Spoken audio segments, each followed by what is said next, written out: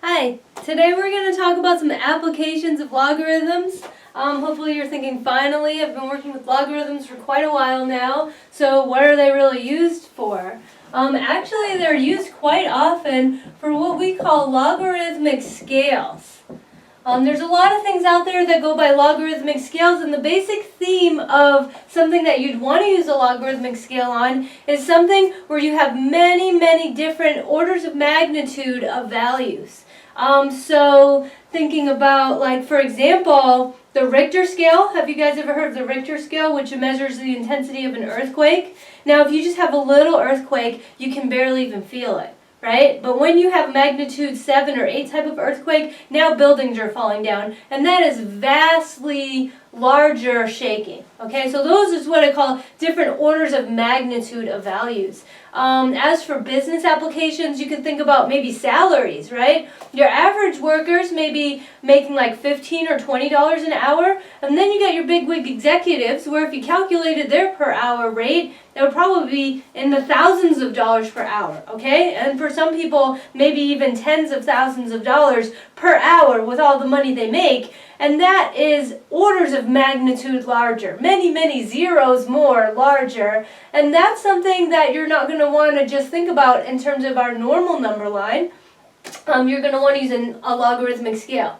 So a logarithmic scale is a type of scale that describes how many times bigger one thing is than another. Okay?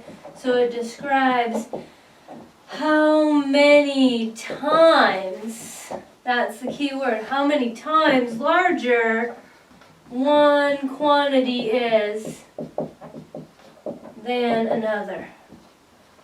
Okay, and so let me give you some examples from real life. So like, for example, the Richter scale, and we're going to work with an example of that particularly. And then we have the decibel scale. And if you've ever have you heard of decibels before? That's like measures how loud something is. And you can have things that are just quiet as a mouse. And then you can go to a rock concert and your ears will be ringing for the next day. So those are orders of magnitude different types of noise. So the decibel scale is going to be in logarithmic form. And then we have the pH scale, which if you've ever heard about chemistry or anything like that, actually pH, which measures acidity or how basic or acidic something is, that's a measure of how many hydrogen ions there are, how many H plus ions, and sometimes there could be like hundreds of thousands times more of those, and so that's why the pH scale has to be on a logarithmic scale. And then for any musicians out there, you may be surprised to hear that the musical scale is also a type of scale that measures how many times larger one quantity is than another, because that has to do with the frequency, like the actual hertz of the wavelengths of the sounds that you're hearing when you make music. And if you go up one octave higher, that's when on like your guitar, you have to move your finger halfway down, because it's like the string is half as long on the string, makes it one octave higher. So whenever you talk about like something in halves or quarters or 10 or 100 or 1,000 times bigger, then you're talking about a logarithmic scale. Okay, so they're actually all over the place. So let me give you a few warm-up examples, a few simple examples that has to do with kind of business type of applications. And this first one's very much business related. Have you guys ever heard of the six-figure salary? That's probably what you're trying to get to if you're a business major, and that's like the dream, is someday I'm going to be making six figures. What is it? What are you talking about, six figures? What does that mean? Well, that means that when I get my paycheck home at night, it's going to say 1,000,000 on it. Bam! How many figures, how many numbers do I see here? 1, 2, 3, 4, 5, 6. So that's a six-figure salary. It's something that's making on the order of 100,000 or in the hundreds of thousands of dollars. Okay, and then let's do that versus a seven-figure salary. Okay, so if a six-figure salary is hundreds of thousands of dollars, what is a seven-figure salary? That's in the millions of dollars, right? So if I want to write down how many zeros I need for that, 1, 2, 3, 4, 5, 6 zeros, plus the extra one, don't forget about that, that's important. That's going to be millions of dollars. And so how much more money is this 7-figure guy or girl making than the 6-figure one? How many times more is this one? It's 10 times larger. And so that's why when we refer to them as to the number of digits or the number of zeros on the salary check, that's like a logarithmic scale. When we're speaking about it in this way, because the log of these things is like the number 6 versus the number 7, etc. So the 7-figure salary is 10 times more than the 6-figure salary. Okay? Something like that. So another quick example for you, another simple example is if you guys are like a web-based business, if you're trying to open up something where you're advertising on the internet, then you possibly could have heard of something called Pagerank before. And the page actually isn't for web page, it's actually named for one of the founders of Google, whose last name is Page. And Pagerank is a score, it's a score that tells you how popular your website is. How popular your website is. Okay, so like how many hits are you getting on your website, etc. So what's your page rank? And that's actually a logarithmic scale as well. For example, if one guy has a page rank, maybe this first website, number 1, the page rank is a 4. And let's say website number 2 has a page rank, and that page rank is a 4 versus a 6, right? Which person has the more popular web page? Actually, let me call A and B so you don't get confused with the numbers. Website A's page rank is 4. Website B's page rank is 6. So the higher your page rank is, the more popular your website is. So this one's going to have more hits, right? But how many additional hits does it have? If this is on a logarithmic scale, which it is, this is on a scale of log base 10, okay? So just like this one before, if this is like 1 more bigger, then it's 10 times more. Okay, now this one is 2 bigger. 6 is 2 bigger than 4. So how many times more hits does the B page get than the A page? It's not 20, it's going to be 10 to the 2, right, or 100 times more. So B is actually getting 10 to the 2, or 100 times more hits than A. Okay, so you can see that it's more popular, but it's not like it just gets 2 more hits. If this is on a scale of log base 10, that means it gets 10 to the 2 more hits, or 100 times more hits than the website A is. So you can see that it would really matter to say like how much higher your page rank is, because that is 10 raised to the power of the difference there. Okay, so those are just some simple examples. Now I'm going to go into some other examples, and for those of you taking the course, you may see some similar questions on your homework like this. One of them has to do with the Richter scale. So let's go back to the Richter scale, and let's be a little more specific so you can actually see a definition of a logarithmic scale in action. The Richter scale value R is defined as taking the log of I divided by I0. Okay? First of all, this log doesn't have a subscript on it. What's up with that? Do I know what base it is if it doesn't have a subscript there? Then it's implied that it's base 10, okay? So it's not implied that it's base E. If it says ln, then it's implied that it's base E. But if there's no number here, then it's implied that it's base 10. Keep that in mind because we've got 10 fingers on our hand, so our other most popular base besides E is going to be 10. So this is a log base 10, and I is going to be the intensity of the earthquake. And then this other thing, I0, or some people will call this I0, is going to be the intensity of the smallest quake that we can feel. So when I say that we can feel, I don't mean actually us sleeping in our beds. We probably won't feel this tiny earthquake, but that the machines can feel, that the measuring instruments can feel. Okay? Because if we want to say like how many times bigger is the earthquake that happens, then we have to compare it to something, right? So we can't just say it's like an infinite number of times bigger than no shaking at all. We have to say, okay, here's the smallest little earthquake that the measuring instrument can feel, this tiny little shake. That's what we're going to call the calibration point, I naught. And then we're going to say how many times bigger. And when we say times, we're thinking about powers of 10 because it's base 10. How many times bigger was the measured earthquake that we actually felt?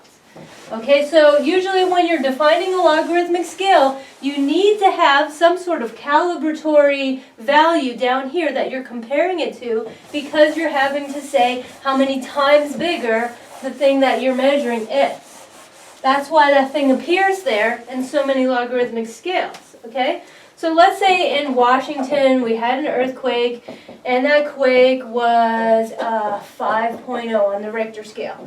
Then let's say that we had a California earthquake, and that quake was, let's say, a 6.0 on the Richter scale. The California quake was blank times more or less intense than the Washington quake. Try to fill in the holes here, where I'm saying that the Washington quake was a 5.0, California quake was a 6.0. So first of all, was it more or less intense, the California quake? And once you decide if it was more or less intense, then you circle one of these, and then how many times? Fill in the underline, how many times more intense was it? Okay, so this is actually a simple one to start us off because I have some whole numbers here, 5 versus 6. And hopefully you realize that when it's 6, that means it's more shaky. I think everyone's got that part. How many times more was it? Well, 6 minus 5 is 1, but I'm not going to say 1 times more because that doesn't even make sense. 1 times more is the same amount. So what it is it's 10 to the 1, or 10 times more. Okay, so really you would just say 10 times more, but I put the 10 to the 1 because the reason that we have 1 is 6 minus 5 is equal to 1, and since we're in log base 10, that implies that we need to do 10 to the 1. Okay, because we're working in log base 10, then we take the base 10 and we raise it to the difference in the magnitudes right there. Okay, so now I'm going to erase this one and put up some numbers that are a little less obvious here, and then I'll have you guys fill it out again. How many times more or less intense was it if I had, let's say, these values? Let's see, a Washington quake, didn't even really feel it. It was just a 1.2, and then a California quake, not a big deal. It was just a 3.4. Okay, so these are two little earthquakes that happened. Maybe you didn't even feel this one. This one was pretty mild. But how many times more or less intense was the Cali one than the Washington one? And how did you figure it out? Just like before, what we're looking for here is for you to take the difference. First of all, we know that it's going to be more intense because the number's larger. And then how much more intense? 3.4 minus 1.2. What value do you get there? 2.2, okay? So is it 2.2 times more intense? No, it's actually much bigger than that. Raising 10 to the power of 2.2 is approximately 158.49 to 2 decimals. So it was like, if you want to round that to the nearest whole number, actually to the nearest whole number that would stay as an 8. So it was approximately 158 times more intense, even though it was just 2.2 Richter scale points higher. Okay, so that's how much more intense something becomes when you're doing it on a logarithmic scale like this. Keep that in mind. Actually, it's interesting to work out this problem a little bit more using the definition so that you guys can understand the definition of it. So that's like the quick and dirty way to do it over there, the way that I did. I took the difference of them and then I raised the base to that power. And that's because I'm allowed to do that because the Richter scale is defined as exactly the logarithm of the ratio of two quantities like that. Okay? But let's say that the intensity for the Washington quake, so for the Washington quake, the R was equal to 1.2. For the California quake, the R was equal to 3.4. Okay, let's compare the actual I values for those two quakes, which is to say that this is equal to the log of I, and I'll call that I sub Washington, divided by I0. And this one is going to be 3.4 is equal to the log of I California, divided by I0. Okay, and when we say the California quake was 1.58 times more intense, what we're saying is that the values for these two things, this one, what we're saying over there, is that the intensity, the actual measured physical shaking intensity of I California is approximately 158 times of the intensity of the Washington quake. That's what we're talking about when we say 158 times. And I'll show you that by going into more detail and using the logarithm rules, and then you can see the reason that I was able to just take the difference and then raise it up to the power. Okay, so again, this goes back to the logarithmic versus exponential form. So hopefully you're getting really comfortable with that. This is the exponential, this is the logarithmic form. Write down the exponential form, okay? So continued practice on this, so hopefully just train it right into your brain. Take these logarithmic forms and write the exponential form. Okay? So what you should get there, again, this log has no base, so it's implied that it's base 10. So what I'm saying there is that 10 to the 1.2 is equal to the thing that was inside the logarithm right there. Okay, that's this one going over here. And then this one over here is that 10 to the 3.4 is equal to the input for that logarithm right there. And when I want to know how many times one thing was by another, what I'm really looking for here is I'm trying to consider the ratio. Like this is the same thing if I divide this out by I Washington. I'm saying that this ratio of I Cali over I Washington is about 158. Okay, so I could get that ratio right here by taking this number and dividing it by that number. Okay, so if I want, I can take this number, ICA. Let's see, I'll just bring this I0 over that side. I'll just bring this I0 over that side. Okay, so the ICA is 10 to the 3.4 times I0. And I'm going to divide that by the I Washington, which is 10 to the 1.2 times I0.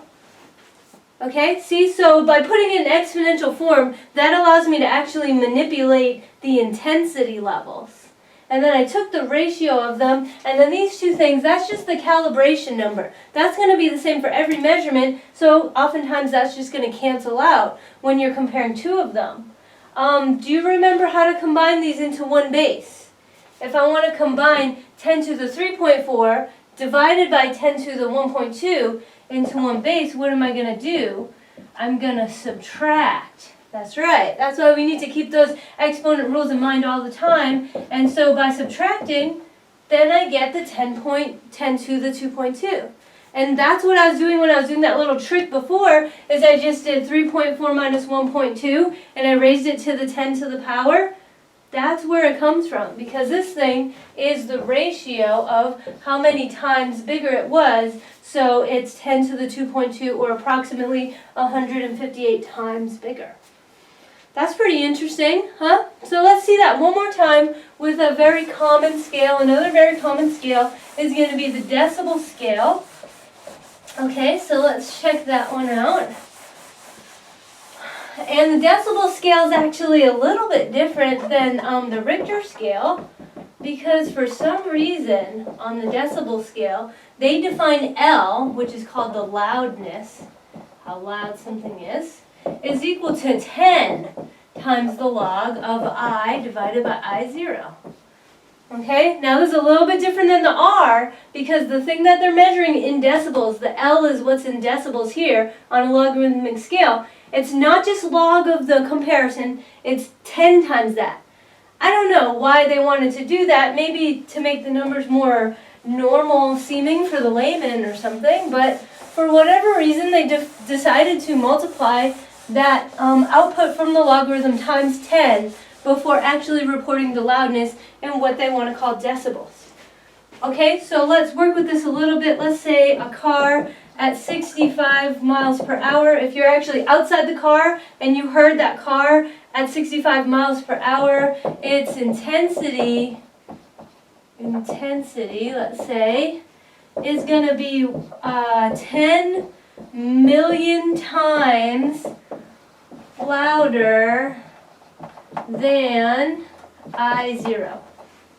That's not the same exact value for I0 that we saw in the last problem, but here the I0, which also represents the calibration, is going to be like the quietest thing that your ears could possibly hear. Okay, so again, we have to calibrate that to something that's usually the smallest measurable value that we could possibly get, so that we can say how many times louder something is. Okay, so what's the quietest noise you can hear? I'm probably talking, I don't know, 10,000 times louder than the quietest thing you can hear. And if you heard a car going at 65 miles per hour, it would be 10 million times louder than the quietest thing you can hear.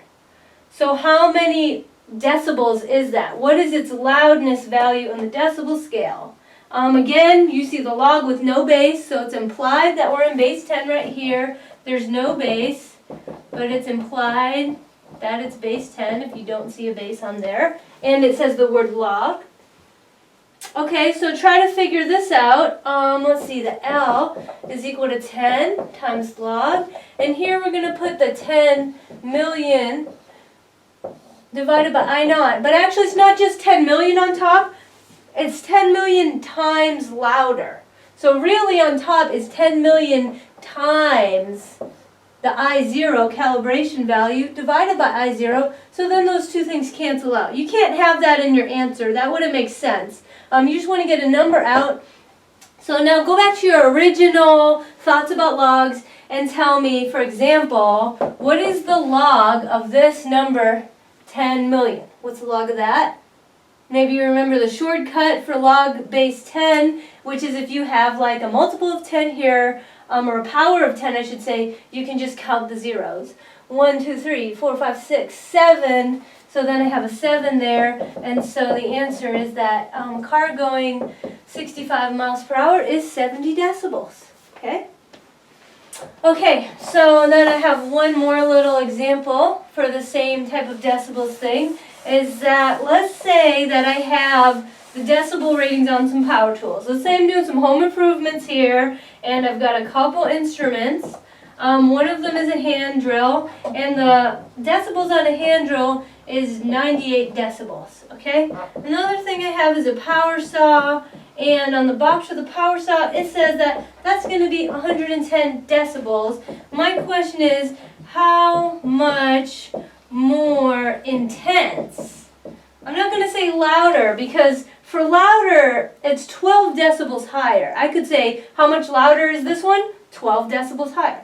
But how many times more intense? That's what I want to say specifically. How many times more intense is the sound of the power saw than the sound of the hand drill? That's the question I want to answer. Is it like, because it's 12 decibels more, is it like 12? This is kind of like the earthquake thing for the Washington versus California earthquake. So how many times louder is that power saw? Let's see. First of all, we just notice that the saw, or just call it the power saw, the saw, is 12 decibels louder. Okay, now if you're going to try to do the shortcut that I did last time, then you would say, well, I know the answer is not 12 times more. It's what? 10 to the 12, right? Okay, so I'm just going to say, oh, yeah, it's 12 to the times more intense, right? Does that make sense? Is that a reasonable answer? I mean, I know a power saw is louder, but is it really 10 to the 12 times louder? What is that, a billion or a trillion times louder than a hand drill? That doesn't make sense. So now suddenly the little trickery that we developed is not making sense so much. What's the catch here? What's different about this problem, the definition of the logarithmic scale here, versus what we saw last time? The difference is that number 10 right there. That's right, the number 10 is what's holding us up. Okay, so this is wrong. It's not going to be that. And that's because there's a 10 here. That's what's messing us up. So actually what I would like to do now is divide it out by 10 so that I can have the same type of log definition that I had before. See, I'm going to rewrite it this way because now it just says log on the other side. I isolated the log. Now if I could figure out what's the difference, not in the decibel levels, but in the decibel divided by 10 levels, then I could do that trick. That's how you reconcile it, okay? So what you want to do is look at the difference, not between 110 and 98, but of 110 divided by 10 minus 98 divided by 10. And the reason I'm dividing them both by 10 is because I divided this equation by 10, because the 10 was over there bugging me, messing up the trick I was trying to do. And now that I have the log just on its own side, that's the things that I want to compare the difference on. Okay? So now what that really says is I want to take the difference between 11 minus 9.8, which is just 1.2. Okay? And again, doesn't mean it's 1.2 louder. What it means is, therefore, it's 10 to the 1.2 times louder. And that's how you do that. You have to have the log just on the one side before you can do that little trick. And 10 to the 1.2, have it down here, is approximately 15.85 times louder. And now that finally makes sense, because if you told me, watch out for that power saw because it's like 16 times louder than your little hand drill, I would say, okay, that makes sense. It's not a trillion times louder, and it's not 12 times louder, but it's actually 15.85 times louder. Great, okay, so I'm going to do one more example on here, and this is actually a lead-in to mathematics and finance that we're going to get into in a little while, and you better believe that when we're working with the mathematics of finance, we're going to see logs and we're going to see exponentials all over the place. That's why we're studying them right now. Okay, so let's say that the future value of an investment that gets R% interest per year, and it's also compounded n times per year. Now this is a lot of words that you might not be familiar with yet, but when we study the mathematics of finance, we're going to go deep into how we calculate the future value, how much money we're going to have, inside an investment where we're getting some interest rate per year, so R% per year, and it's compounded n times per year. So last video, or the video before, you saw some examples of annual compounding. That means compounded one time per year. But I could have monthly compounding, weekly compounding, quarterly compounding would be 4 times a year. Continuous compounding is most common. So I have a lot of different values for the number of times per year that I could actually take your interest and put it back into your account so your money can grow even faster. The future value here is given by the formula F is equal to P times 1 plus R divided by 100 N to the NT. And you don't have to know how I got this equation yet, but just believe me that it's coming and we will derive it and it'll be very interesting. P, that stands for principal. That's the amount of money that you started with, and that goes out in front. And then we take the number 1, which represents the one lump sum that we started with, and we add the interest rate divided by 100. Okay, so the fact that this R is divided by 100 here says that this R right here is usually, if it's something typical, between 0 and 100%. I mean, show me a bank account that gets more than 100% and I'll put my money in there. But what I'm saying is, this R is not in its decimal form yet. It's not between 0 and 1. It's going from 0 to 100. That's why we have to divide it by 100. And then we have to divide it also by the number of times we do this per year. And then we have to raise it to the power of how many times we compounded per year times the number t in years. Okay? This is a complicated formula, and what I want to do with this formula right now is show you how logarithms can help us to answer questions of time. Okay? So let's say I want to know how long. That's a good question to ask. How long until I get this amount of money? I have $100. How long till I get $200? A very common type of question is how long until the principal doubles. Okay, so this is also called, also known as the doubling time. Double your money, double your fun. So doubling time. Want to know question of time. Whenever you want to know how long something is, and you can see the t variable up here in the exponent, that means you're going to have to take a log, because the log is the only thing that can bring that t down and help us to solve for t and answer questions of time. So how long until my principal doubles? Let's say this will be easier if we just let your principal equal $1. And then if you want to know how long it takes it to double, that means that I'm looking for the time in which the future value of my money is equal to $2. You could do it with 100 versus 200, 1,000 versus 2,000. It doesn't matter. The easiest is $1. And so that brings me to 2 is equal to 1. And I'm not even going to write the 1 because you just leave the 1 out. The secret $1 that I started with right there. So how long till I double my money? I need a little more information here. Like, for example, what's my interest rate and how many times a year are you compounding my interest? So let's assume that we're going to compound quarterly.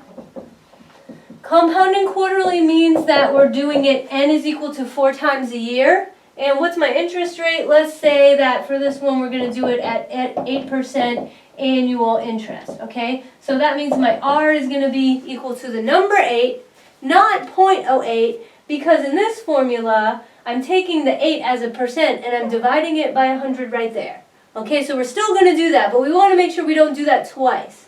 So my r is equal to 8 because it's r percent, 8%, and I'm going to divide it by 100 right there. So that brings me to 2 is equal to 1 plus 8 divided by 100. And don't forget about the n down there. There's a 4 down there as well, and there's a 4t up there. How long is it going to take for my $1 to become $2? I gotta solve. I gotta solve for the t, which is up there. It would probably be more helpful for me to condense these things first. So let's see, 8 divided by 4 is a 2 on top, so 2 over 100 is 0.02, so that's 1.02 in there. 1.02 to the 4t, and that's equal to 2. Okay, so let me go back over here, and this is the type of equation that you're going to need to be able to solve by this week. I'll expect you to be at this level now. If I said I've got this and solve for t, what would you get?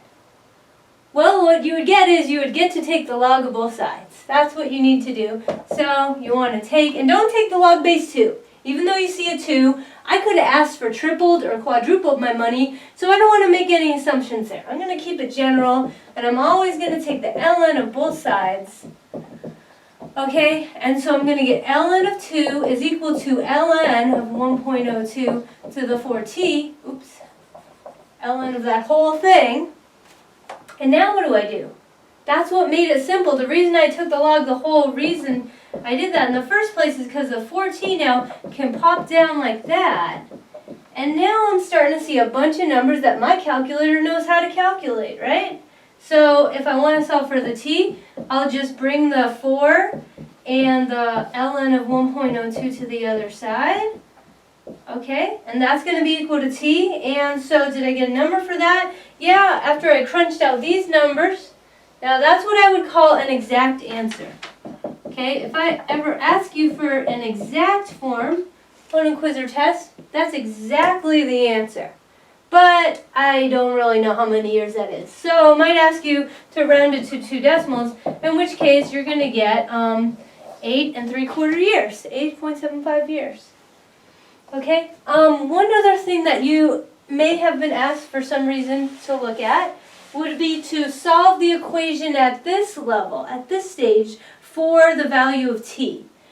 Now the reason I might want to be interested in solving this equation for t right here is because I had to plug in some numbers over there, like what my r was and what my n was, and maybe I want to do it again, but I just want to have like a formula in my pocket that says t equals what, and then I could just plug in a bunch of different r's and n's really quick and compare the values, right?